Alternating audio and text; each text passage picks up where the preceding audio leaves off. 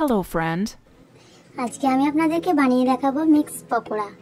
Veg pakora, chicken pakora, আলু পকোড়া অনেক তো খেয়েছে। এবার এই মিক্স পকোড়া বানিয়ে দেখুন, যেটার মধ্যে সব রকমই টেস্ট থাকবে আর একদম মুচমুচে। একবার যে খাবে না তার মুখে লেগে থাকবে। এটা বানানো একদম সহজ। চলুন তাহলে দেখে নিই। তার জন্য আমি প্রথমে এখানে নিয়ে নিচ্ছি পেঁয়াজ কাটা, বাঁধাকপি কাটা, কিছু লঙ্কা নিয়ে নিচ্ছি। এবার আমি কাঁচা আলুটাকে গ্রেট করে নেব। আপনারা চাইলে কম বেশি করে নিতে পারেন। এখানে আমি দুটো আলুকে গ্রেট করে নেব খুব ভালো করে। আর এই পকোড়াটা সকাল বিকেলে দারুণ লাগে খেতে। আর যদি বৃষ্টির দিনে বিকেলে এই ঝাল ঝাল পকোড়াটা পাওয়া যায় তাহলে তার কোনো কথাই নেই। আর এটা বানানো একদম সহজ, কম সময়ের মধ্যেই বানানো হয়। তো আমার আলুটা গ্রেট করা হয়ে গেছে। এবার এটাকে খুব ভালো করে ধুয়ে নিয়েছি।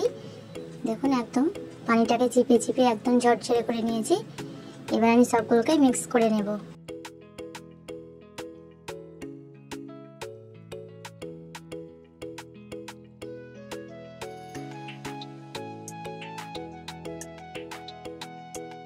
এবার এর মধ্যে সব মশলাগুলো আমি অ্যাড করব। প্রথমে দিয়ে দিচ্ছি লবণ, এবার এর মধ্যে দিয়ে দিচ্ছি লঙ্কা গুঁড়ো, ধনে গুঁড়ো, জিরে গুঁড়ো, একটু হলুদ, একটু চাট মশলা, সামান্য আদা রসুন পেস্ট।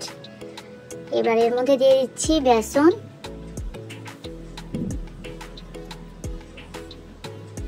এখানে আমি 3 চামচ বেসন দিয়ে দিলাম। এবার এর মধ্যে 2 চামচ আমি কর্নফ্লাওয়ার দিয়ে দেব। এখানে চাইলে আপনারা চালের আটাটাও দিতে পারেন। এবার আমি সবগুলোকে খুব ভালো করে মিক্স করে নেব।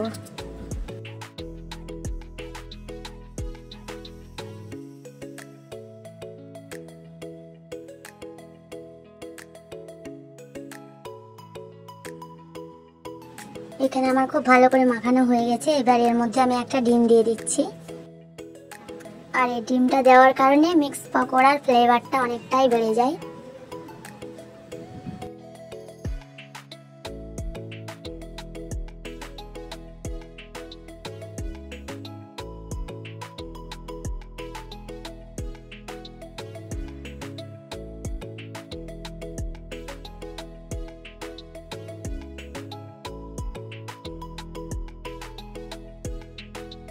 আমি এইভাবে করে শেপ দিয়ে নেব।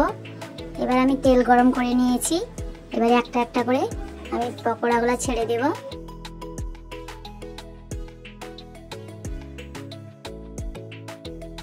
এইভাবে করে উল্টে পাল্টে আমি ভেজে নেব খুব ভালো করে।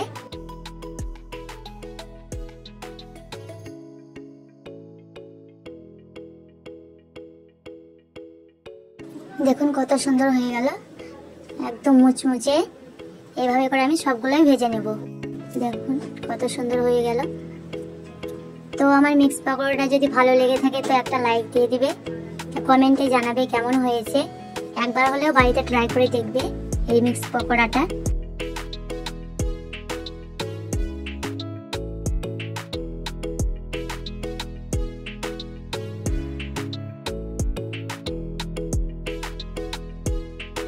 হয়ে গেল আমার কম সময়ে ঝাল ঝাল মুচমুচে মিক্স পকোড়া। এটা দেখতে যেমন সুন্দর, খেতে তো অসাধারণ লাগে, যেটার মধ্যে সব রকম টেস্ট ফ্লেভার আছে। তো আপনারা একবার বাড়িতে বানিয়ে দেখবেন কেমন লাগে, আর আমাকে কমেন্টে জানাবেন কেমন হয়েছে। তো আমার চ্যানেলে যদি নতুন হয়ে থাকেন তো চ্যানেলটিকে সাবস্ক্রাইব করবেন।